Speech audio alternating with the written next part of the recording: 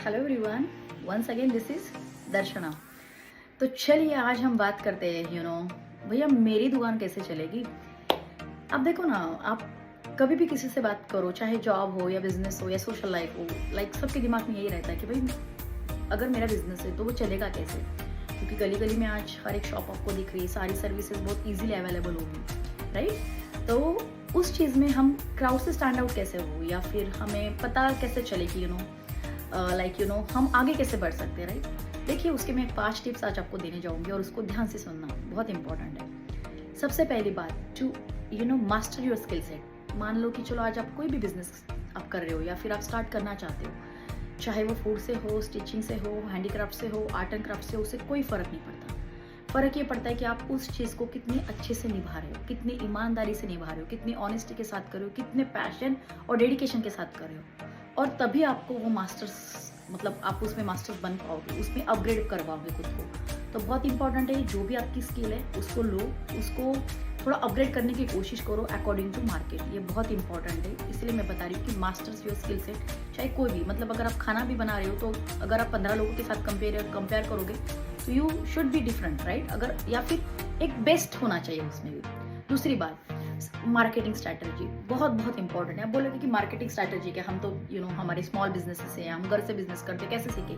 Very important. Market strategy मतलब क्या है कि देखना, अगर आपकी जो भी शॉप है, आप जो भी बिजनेस घर से चला रहे हो, आजू बाजू की 10 या 15-20 शॉप्स को भी आप अगर कंपेयर करते हो, आप उनमें जाके देखते हो, तो आपको पता चलेगा, राइट, जो आपसे हायर ग्रो कर रहा है उसमें और आप में क्या डिफरेंस है, और जो आपसे कम ग्रो कर रहा है उसमें और आप में क्या डिफरेंस है। तो आपको पता चलेगा कि जो चीज़ें आपके पास नहीं, आप उसको इंप्रूव कर सकते हो, राइट।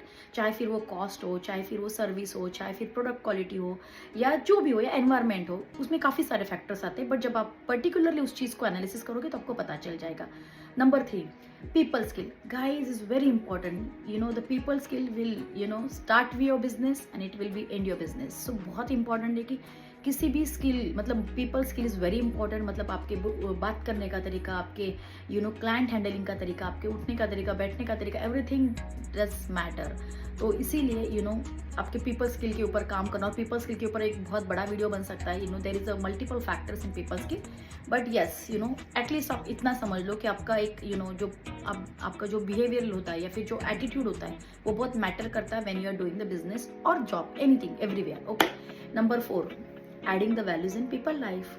देखिए adding the values in people life मतलब क्या, अगर मान लीजिए अगर आज मैं, कोई भी मेरे पास आ रहा है एज अ कस्टमर, राइट, चाहे मैं प्रोडक्ट इंडस्ट्री में हो, सर्विस में, तो देखिए उसके साथ उसको कुछ और भी एक्सपेक्टेशन होता है, या फिर लाइक बंदा कोई और भी प्रॉब्लम में होता है, या प्रॉब्लम ना भी हो, लेकिन आप किस तरीके से उसके लाइफ में वैल्यू ऐड कर सकते हो, ये बहुत इंपॉर्टेंट है।